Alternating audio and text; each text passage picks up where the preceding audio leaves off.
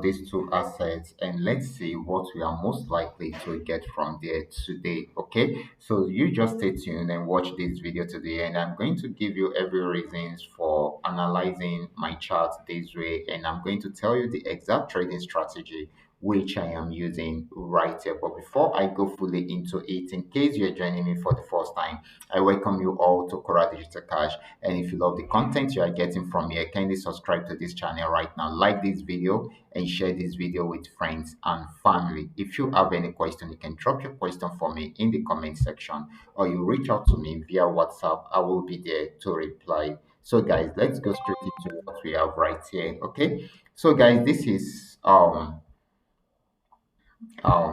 let's see, this is GainX 999. We will be checking out GainX 999 and also PainX 999. Okay, so GainX 999, within the last period it went on uptrend right from this support zone, and it has gotten to this resistance zone. And if you should notice, okay, 2 periods ago, okay, it got to that same resistance zone and was unable to break out above it. So this actually triggered a downtrend signal, and it sold for a very long time. Okay, so it has gotten there again,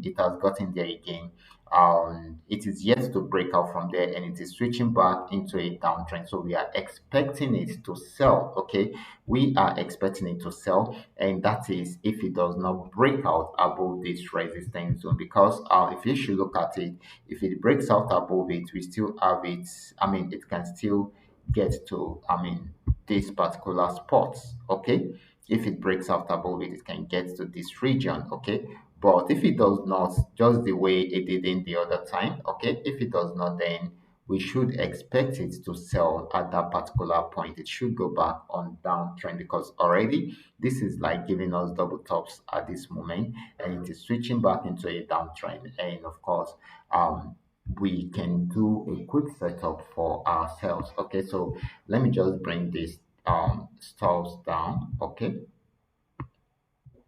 that is if it does not break out above the resistance zone. Okay, above the current resistance zone. So if it does not break out above the current resistance zone, personally I will be targeting this place as the last TP.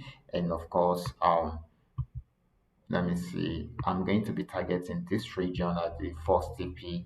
And of course, I'm giving us big margin this time around. Okay, so it is better you take advantage of it, so that in case it goes our way, then we can milk the markets together. Okay, so then target somewhere here. Okay, for the second TP. So first TP, second TP, and third TP. That is if it triggers this. And of course, if it's going to trigger this, then this is going to be our stop loss. This region should be our stop loss. Okay, because that is the resistance zone. If it breaks out above it, then it will buy more. If it does not, then it should sell right from here, and we are expecting it to trigger all these TPs. Now let's check out PainX 999. Just the way you are saying it, if you should notice, we are only following the trend. Okay, we are only following the trend and applying some basic forex trading rule. Okay, so in order for us to perfect our entry point. Okay, now let's check out PainX 999. The same thing, almost the same thing is about to happen on PainX 999. This actually came on downtrend 2 periods ago, and it came to an end and within the last period. This actually tried to go back on uptrend right from there,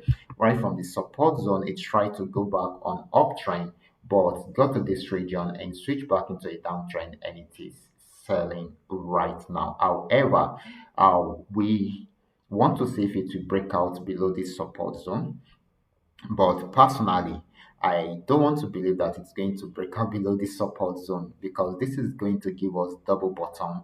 And I want to believe that it is still going to switch back into an uptrend. That is if it does not break out below this support zone, because if it breaks out below this support zone, it's going to sell more. If it does not, then it will switch back into an uptrend, and we will have the opportunity to buy. So now let's do a quick setup. Okay, because it's switching to an uptrend at this point, so I'm going to put the entry point right here. Okay, so if it's switching to an entry point into an uptrend and give us a buy signal earlier than this, you can readjust it. Okay, so we can make this our stop loss. Okay, We can make this our stop loss, our entry point. Now let's check out our TPs. Okay, so this is going to be the first TP. So now let's set the second TP. I'm going to put the second TP somewhere here. Now let's check out the third TP, guys.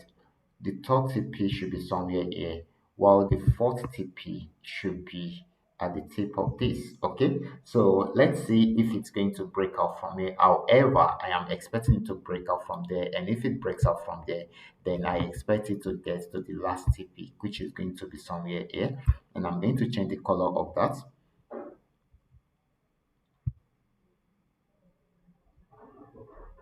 Sorry. Okay. Okay, guys. So this is going to be my last TP. Okay, that is if it breaks out from here. So this is where I wanted to get to finally. Okay, so that is it. So these are some of the highlighted TPs for us, which we can take advantage of it. And like I said, the strategy which I am using here is still the same strategy we use it. I mean, we use to milk it right from this resistance zone to this support zone. And what is this strategy about? It is a trend trading strategy. And what does it mean? It only means that you need to be able to identify the trend when the trend is switching from one trend to another, and where we usually have the exchange or the switch take place. Okay, I mean, where the trend usually switch from one trend to another, we need to know how to identify those areas, and those zones are the support and resistance zones. Okay, so this is very, very important. So, and what does this mean? It means that if you are going to be following the trend, then you need to follow the signal that supports the trend. For instance, when it was on downtrend, this switched into a downtrend at the resistance zone because there was no breakout above it. Okay, and of course, when it switched into a downtrend, the only signal you should look out for is a sell signal, because it's going to sell more than buying at that particular time. Even if there is a buy signal, it won't go for a very long time compared to the way sell signal will go. Okay, because